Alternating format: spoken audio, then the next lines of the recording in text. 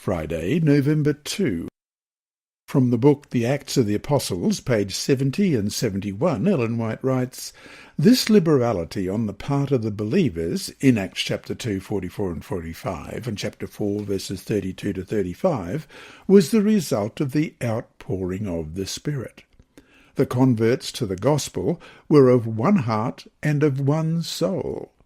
One common interest controlled them, the success of the mission entrusted to them, and covetousness had no place in their lives. Their love for their brethren and the cause they had espoused was greater than their love of money and possessions. Their works testified that they accounted the souls of men of higher value than earthly wealth. Thus it will ever be when the Spirit of God takes possession of the life. Those whose hearts are filled with the love of Christ will follow the example of him who, for our sake, became poor, that through his poverty we might be made rich. Money, time, influence, all the gifts they have received from God's hand, they will value only as a means of advancing the work of the gospel.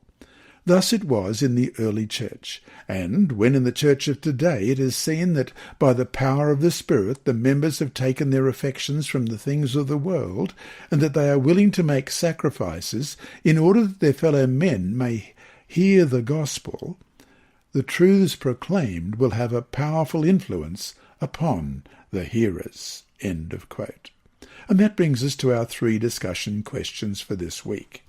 Read over the factors from this week's lesson that helped create the unity that the early church had experienced.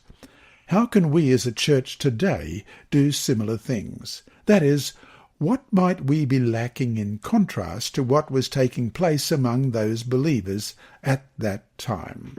2. How is the example of these early New Testament churches giving a generous offering to help the poor in Jerusalem an example of what we should do today? How about other social issues? How can local churches be involved in their communities in order to alleviate poverty and supply other basic needs? 3. What are some lessons we can take away from the sad story of Ananias and Sapphira? What is the importance of the phrase found in Acts chapter 5 verse 5 and chapter 5 verse 11 about the great fear that came upon the church in regard to these 2 deaths?